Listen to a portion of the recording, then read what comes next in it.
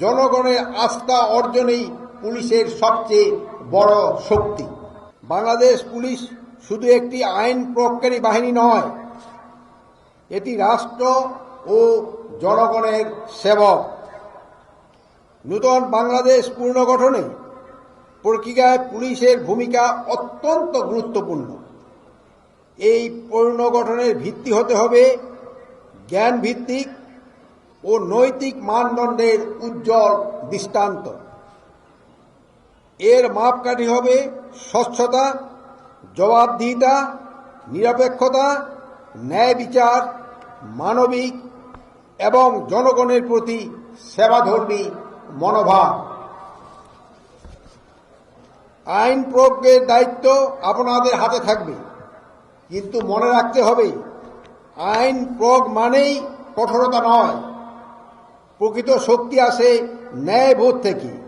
বিচার করার দায়িত্ব আদালতের, কিন্তু তদন্ত, গ্রেপ্তার, আচরণ ও সিদ্ধান্তে পুলিশের বিচক্ষণতা ও নিরপেক্ষতা নিশ্চিত করে আপনাদের সবচেয়ে বড় দায়িত্ব।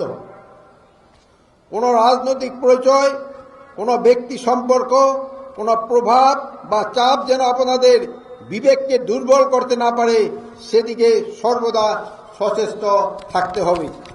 বাংলাদেশের মানুষ আজ এমন একটি পুলিশ বাহিনীর প্রত্যাশা করে যারা ভয় সৃষ্টি করে না, বরং নিরাপত্তা ও আস্থার অনুভূতি দেয়, যারা মানুষের কথা মনোযোগ দিয়ে শোনে, মানুষের কষ্ট বুঝে এবং সম্মান ও ভদ্রতার সঙ্গে আচরণ করে। মানবিক আচরণ কোনো দুর্বলতা নয়, এটি একটা পেশাদার, যুগোপযোগী, আধুনিক, দক্ষ ও আত্মবিশ্বাস পুলিশের পরিচয়। জনগণের আস্থা অর্জনেই পুলিশের সবচেয়ে বড় শক্তি। প্রিয় কর্মকর্তাবৃন্দ, আমি বিশেষভাবে জোর দিয়ে বলতে চাই, দুর্নীতি রাষ্ট্রের সবচেয়ে বড় শত্রু। দুর্নীতি রাষ্ট্রের সবচেয়ে বড় শত্রু। দুর্নীতি শুধু অর্থনৈতিক ক্ষতি করে না, এটি রাষ্ট্রের প্রতিষ্ঠানকে ভেতর থেকে ক্ষয় করে এবং জনগণের বিশ্বাস ভেঙে দেয়।